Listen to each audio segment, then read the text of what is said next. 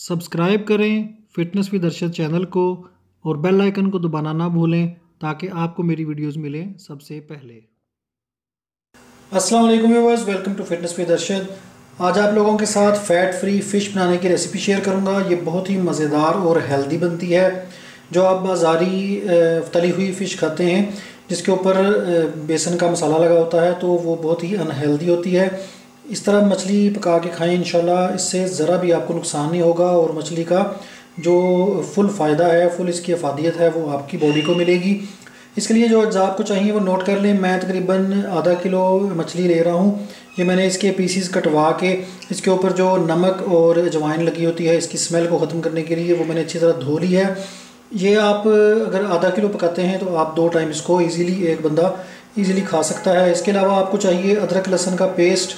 मेरे पास सिर्फ लहसुन है तो मैंने लहसुन ही यूज़ किया है, तकरीबन 1 टेबल स्पून। अगर आपके पास अदरक हो तो थोड़ी सी अदरक भी डाल लें। एक अदद हरी मिर्च ऑप्शनल है, अगर डालना चाहें तो डाल लें। और काली मिर्च का पाउडर चाहिए हमें तकरीबन 1 टीस्पून। अच्छा, इसको पकाने का तरीका भी नहायत ही आसान है।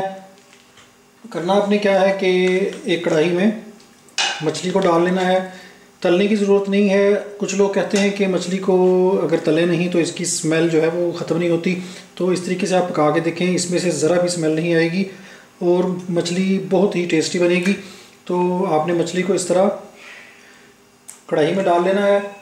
साथ ही आपने इसमें काली मिर्च का पाउडर डाल लेना है। काली मिर्च का पाउडर आप कम ज़्यादा कर सकते हैं अपने टेस्ट के हिसाब से।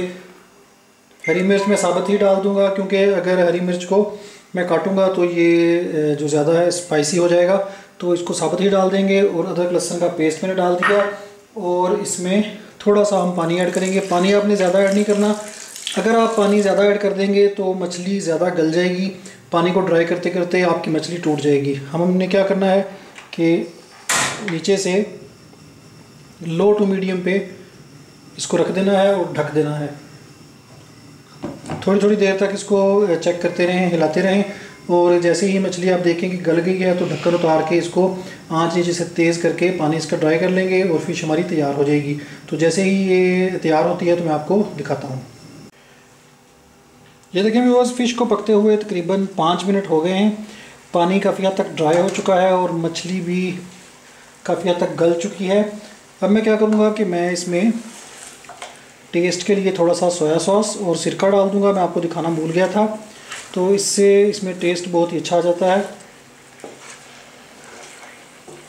ज़्यादा मछली को हिलाएं नहीं वरना आपकी फ़िश जो है वो टूट जाएगी।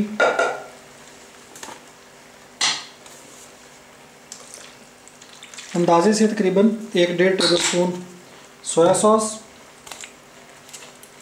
और थोड़ा सा सिरका, सफ़ेद सिरका डाल के इसको मज़ीद ढक के पकने दें ताकि इसमें जो थोड़ी बहुत कसर है वो निकल जाए और पानी अच्छी तरह ड्राई हो जाए। सोया सॉस और सिरका डाल के मैंने तकरीबन 2 मिनट मछली को पकने दिया है। आप देख सकते हैं कि पानी तकरीबन ड्राई हो चुका है और मछली बिल्कुल गल चुकी है, मैंने चेक की है। अब हम क्या करेंगे कि आंच नीचे से थोड़ी सी तेज़ करके ये जो पानी इसमें रह गया है इसको भी ड्राई कर लेंगे और हमारी फ़ैट फ्री फ़िश तैयार है।